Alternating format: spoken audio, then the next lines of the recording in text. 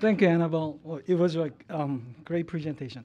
So I had the advanced copy, so it was also very excellent reading. And because you sang, it was even better presentation. Thank you so much. Since I don't have much, next time she would dance, I guess. Since I don't have much background in the region that Annabelle focused on today, but I feel better because she said she wasn't sure how to define the region, so I feel a little bit better now. It's also a good learning opportunity as well. So thank you so much. In her talk, Annabelle warned against reductionist, simplistic, and technologically deterministic approaches in articulating the Arab Spring and other recent political changes. There are still face-to-face discussions in private spaces, she said. Traditional mass media like Al Jazeera and BBC Arabic were critical, she said. There are important political, cultural context and event. She said there's no sense in which digital activities alone could have produced such a social mobilization.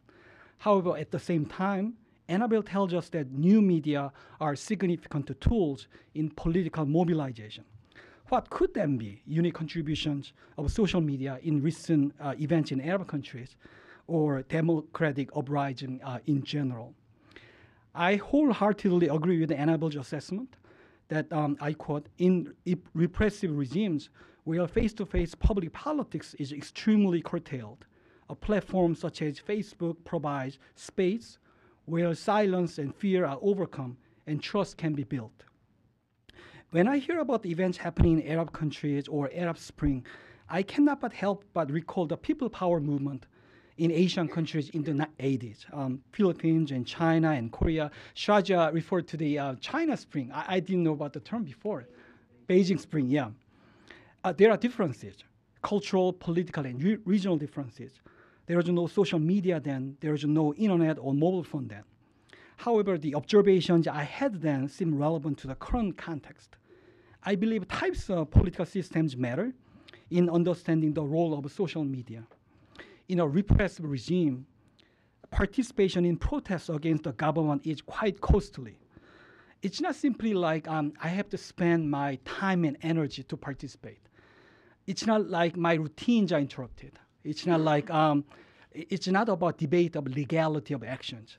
You do it at the risk of losing your present well-being and future opportunities, to put it mildly. The risk is real, and the threat is real, and the fear is real. The fact that social media like Facebook and Twitter remind people in such context that they are part of a larger collective could be quite significant and assuring, particularly at the beginning stage of a movement. As the movement advances, social media may take on different functions, such as organizing and coordinating. Furthermore, a sense of collective efficacy, the belief in the political effectiveness of citizens as a collective, could be fostered, for example, by reading names after names that appear on the wall area on Facebook. Back in the 80s in Korea, leaders of protest movement used wall posters to disseminate information in high traffic area to broaden the collective, the body. Different technologies, but same concept and almost same terminologies. Annabelle also cautions against the overgeneralization of recent events across national and cultural boundaries, as there are unique histories, different rates of new communication technology, diffusion rates of new technologies are different, and political contexts are diverse, among others. So she said, I quote, one size, one solution doesn't fit all. I agree in principle, but at the same time, it may not be satisfying to simply define these events just as distinct case studies. We may need a broader and comparative framework to systematically identify similarities and differences across cultures and countries. One important observation that Annabelle noted was, at least in her writing, that population in Arabic countries is quite young. The median age in most Arabic countries is mid-20s.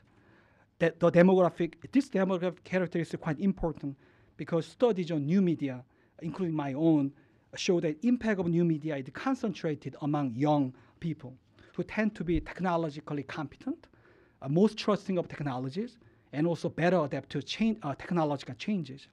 It may be interesting to comparatively analyze the interplay between age and new media in different settings. One of my research in Korea shows that mobilizing role of the mobile telephone is significant among young people, but interestingly greatest among those who are in late 30s and mid 40s, probably reflecting this generation's experience in the 80s and with the technological advances during their adulthood political socialization. In some countries, new media may be most influential among much younger generations. We would have to incorporate unique cultural, political, and historical factors to explain similarities and differences, but we may be able to do it in a more coherent and comparative theoretical framework.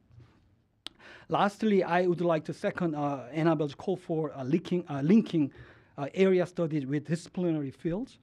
On that note, I'm really excited that we are holding this event here, and I want to especially thank Will for putting so much effort to make it possible. Thank you.